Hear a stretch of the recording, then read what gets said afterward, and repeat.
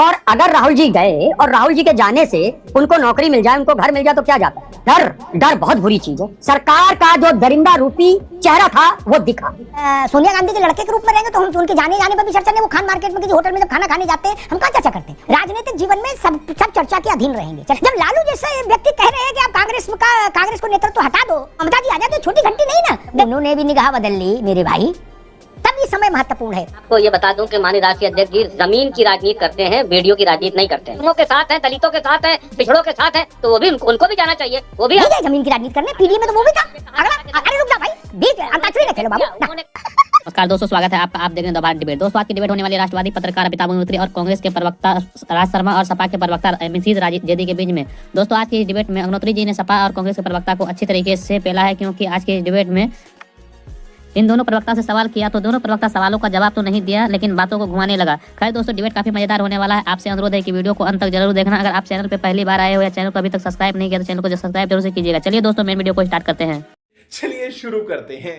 यहाँ पे एक सकारात्मक रवैया ये है कि जो सरकार कहती है हम गरीबों के हितैषी, उन्होंने 4 साल में कुछ नहीं किया। मैं भी भूल चुका था, मैं बहुत जब सितंबर पे हम लोग जा रहे थे, हमारी कमेटियां नहीं बनी थी, हम लोग बहुत जाते थे, एसडीएम हर तहसील जाते थे, हल्ला मचाते थे। मैंने तक कह दिया इससे अच्छा तो देश छोड़ देंगे, सुरक्षा नहीं है, ये नहीं है। हम भी भूल गए थे। देखिए, मुझे तो आज सुबह अचानक याद आया जब पता चला कि राहुल जी गए। आप इस बात को देखिए कि अगर कोई व्यक्ति, उस समय तो सब गया, 4 साल पहले सब गए भाई। उन सितंबर की बात है, लगभग सितंबर में सभी गए थे 2020 में, लेकिन उन्हें याद रहा।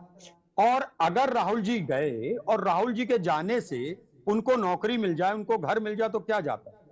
अभी मैं किसी चैनल में देख रहा था कि वो कह रहे थे खुली हवा मिलती है सांस में, लेकिन वो परिवार कहता है खुली नहीं। और एक और बात बताऊंगा भैया, डर बहुत बुरी चीज है। Are you comedy me? और हर कोई जाता है, इसमें क्या दिक्कत है? हम नहीं चाहते क्या वोट मिले, हम जा रहे हैं ना। राहुल जी पहले ये सकारात्मक रवैया ये कि हम लोग गए, वो गरीब तबका कैसे डर पे जीता होगा। हमें तो गनर नहीं दे रहे कोई, हम अगर गनर मांगे नहीं दे रहा, सुरक्षा तो हमें भी चाहिए। उस गरीब का क्या बीतता होगा जिसके मारने वाला सामने दिखता होगा।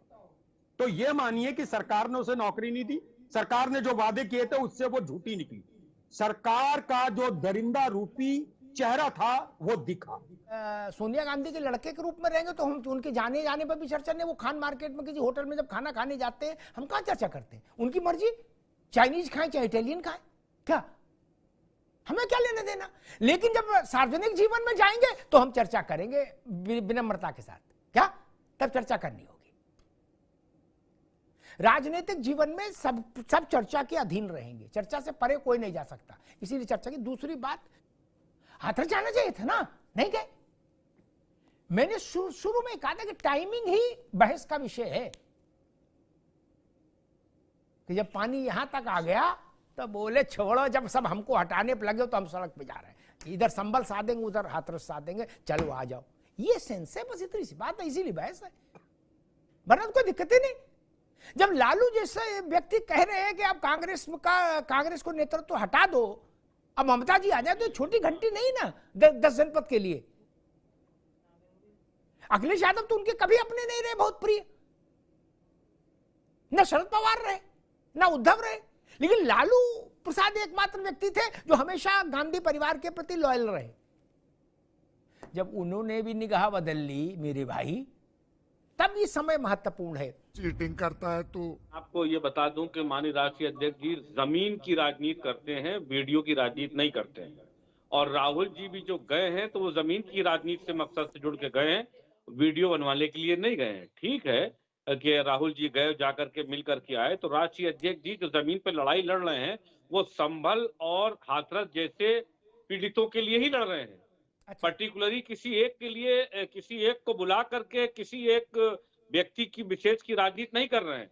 वो तमाम अल्पसंख्यक, दबे कुचले और छोटे वंचितों की राजनीति करते हैं।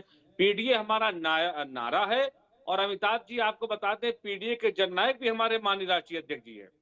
तो ये बात के हमें कंपटीशन किसी से करना नहीं है।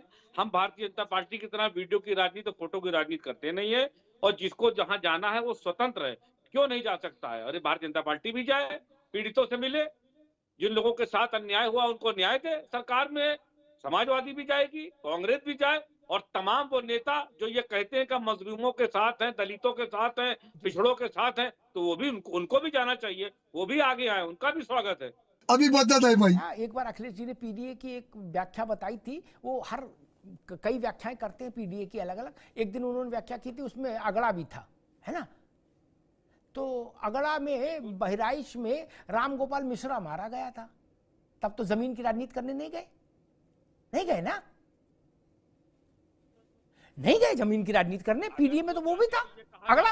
अरे रुक जाओ भाई, बीच अंताक्षरी न खेलो बाबू ना। उन्होंने कहा किसी के ना, घर का अरे उनके कहने से होगा क्या? उन्होंने कहा, ऐसा कह रहे हो जैसे गांधी जी ने बोला। गजब बेइज्जती है। ये कोई बात हुई यार? आप बहराइच नहीं गए, क्यों? वहां का आदमी, उसको न्याय नहीं चाहिए था? आप अयोध्या नहीं गए, जहां एक दलित परिवार की, निषाद परिवार की, वंचित वर्ग की 100% पीडीए के अधीन आने वाली, 99 नहीं 100% डबल पीडीए वाली परिवार की बिटिया, उसके साथ समाजवादी पार्टी के एक पदाधिकारी ने रेप किया। वहां नहीं गए आप लोग दुख बांटने? नहीं गए ना। आप कन्नौज भी नहीं गए, जहां एक माइनर बच्ची के साथ दुष्कर्म किया आपकी पार्टी के नेता ने, वहां भी नहीं गए, वो भी पीडीए थी।